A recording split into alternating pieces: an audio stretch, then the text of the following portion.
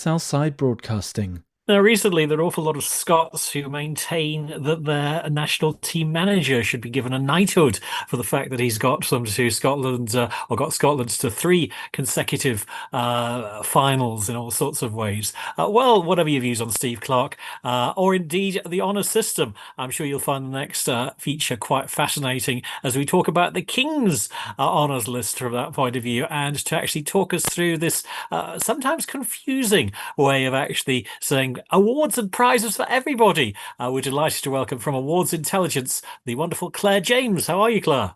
I'm really well. How are you?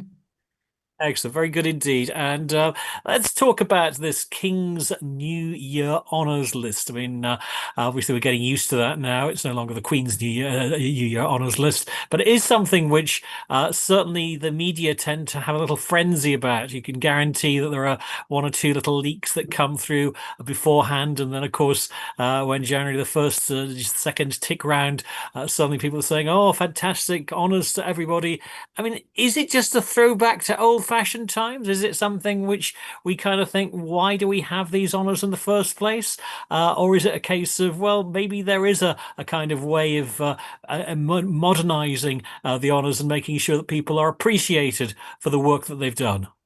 I think you're absolutely right. I think that the honours system is a long-standing pillar of British culture, and I think it's such a wonderful opportunity to celebrate the ordinary, extraordinary people. I don't believe it's outdated at all. I think actually, in modern times, especially after how doomy and gloomy this week has certainly felt, it's a real feel-good factor, and it's an opportunity to celebrate what's really good at a community level and societal level. We seem to have lots of honours timed. I mean, there's a birthday honours scenario that comes through. Obviously, the middle of the year, we have the New Year's honours list from that perspective. And of course, we've also had honours falling into disrepute where people have been paying, or at least allegedly, paying for their honours and awards. And obviously, people have been stripped of their awards, etc. I mean, is this again part of the great soap opera that we call British life?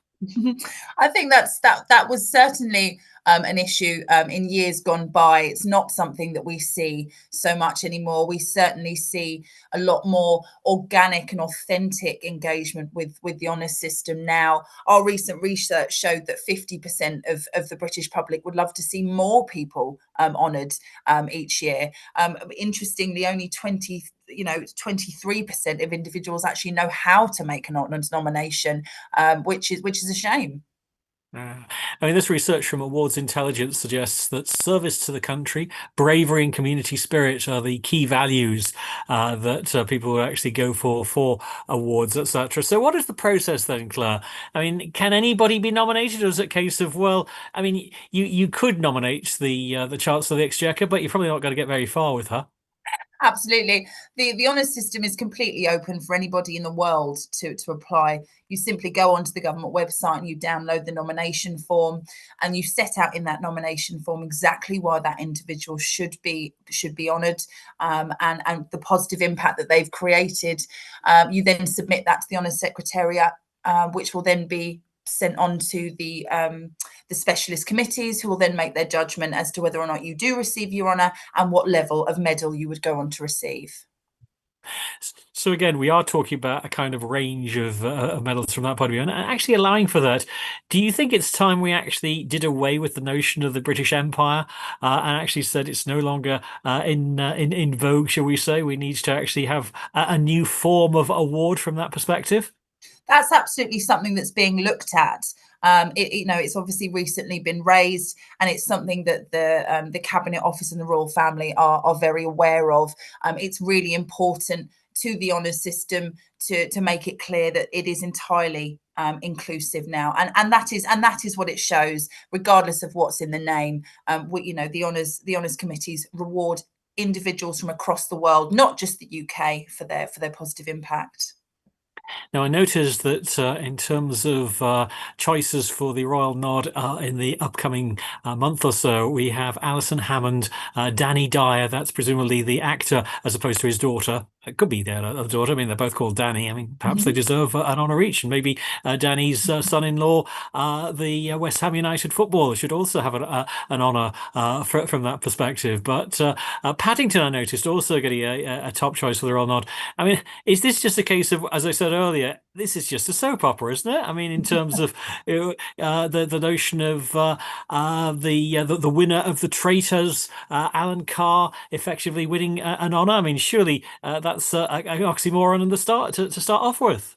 We had a lot of fun with the research, and while we actively encourage individuals, ordinary, extraordinary people to come forward, we really wanted to get a feel for the sentiment that the honours system and the honours process brings out. And as you say, the likes of Paddington Bear, Mary Poppins, James Bond, we also had Doctor Who. Really, it just goes to show that heroism, family, tradition, and even science are the kind of sentiments and notions that the British public love to see rewarded, regardless. And those are very much family figures, aren't they? They're bringing people together. They're positive. Those are people that have done wonderful things. So it was really interesting to see who the British public loved and hold dear.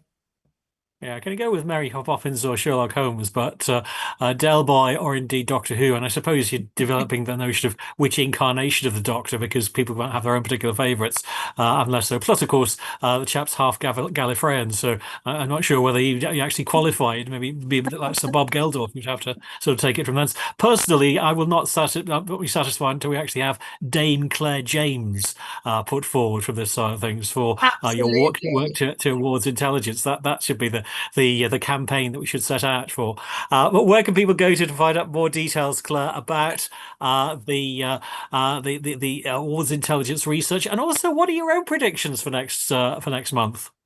Well, I've got a few. I've certainly got a few. I mean, in terms of sort of the great and the good, ordinary, extraordinary people that we love to see nominated, I would love to see Professor Geraldine Wright, who's recently led a team of researchers and discovered a superfood that could be the answer to saving bees. Equally, Dr. Victoria Rose and Dr. Graham Groom, two remarkable surgeons that have packed up their practice in the UK and headed out to the front line in Gaza. I'd love to see them recognised. In terms of the more sort of household names, you've got Jamila Jamil. I'd love to see her recognised. She's a very vocal advocate for body positivity, mental health and social justice.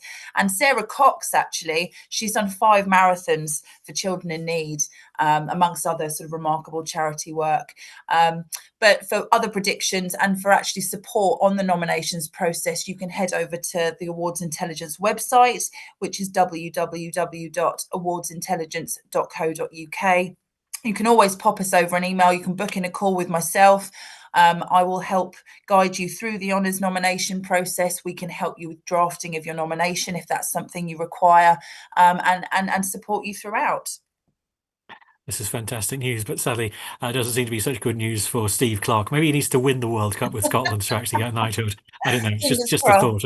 And who knows what's going to happen with Thomas Tuchel? I mean, that could be a whole new routine, an award for a German manager, but still, so it goes.